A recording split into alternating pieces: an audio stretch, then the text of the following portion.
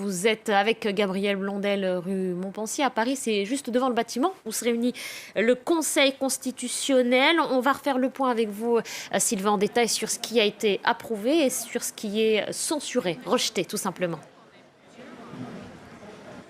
Oui, il y a eu plusieurs mesures qui ont été rejetées par le Conseil constitutionnel, le fameux Conseil des sages. Il y a tout d'abord la rupture anticipée de certains contrats de travail, les contrats à durée déterminée et les contrats d'intérim.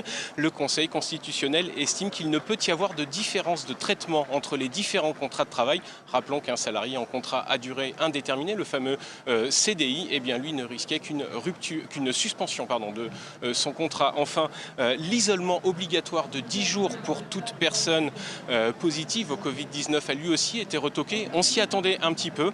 Le Conseil des sages a estimé que cette mesure n'était ni nécessaire, ni adaptée, ni proportionnée, qu'il s'agissait d'une mesure privative de liberté. Enfin, vous parliez du pass sanitaire qui a été validé. Eh bien, il a été validé, mais attention, parce que le Conseil des sages a également dit qu'il s'agissait d'une atteinte à la liberté d'aller et venir, mais que l'objectif poursuivi était plus important, à savoir la protection de la santé des citoyens. Enfin, en ce qui concerne l'hôpital, le gouvernement souhaitait que l'on ne puisse se rendre à l'hôpital qu'avec un pass sanitaire, sauf évidemment pour les cas d'urgence. Eh bien, le Conseil constitutionnel a lui dit qu'il faudrait effectivement un pass sanitaire pour aller à l'hôpital, sauf à condition qu'il n'y ait pas d'obstacle à l'accès aux soins. La validation obligatoire des personnels hospitaliers a quant à elle été validée par le Conseil constitutionnel. Vous le voyez, il y a quand même plusieurs amendements, plusieurs articles de loi qui ont donc été retoqués et la loi sanitaire devrait donc être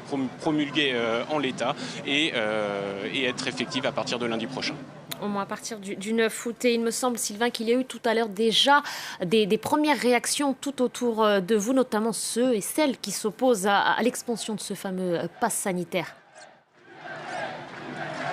Oui, vous le voyez derrière moi. Dès l'annonce du Conseil constitutionnel, plusieurs dizaines, peut-être une centaine de manifestants s'est regroupés aux abords du bâtiment qui abrite le Conseil des sages.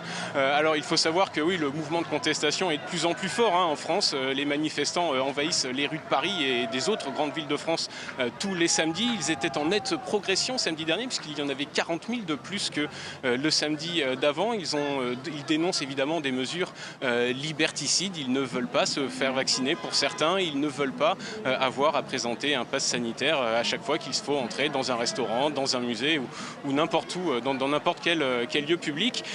Voilà, rendez-vous est d'ores et déjà pris pour samedi prochain. Ça sera un vrai test pour les manifestants anti-pass sanitaire.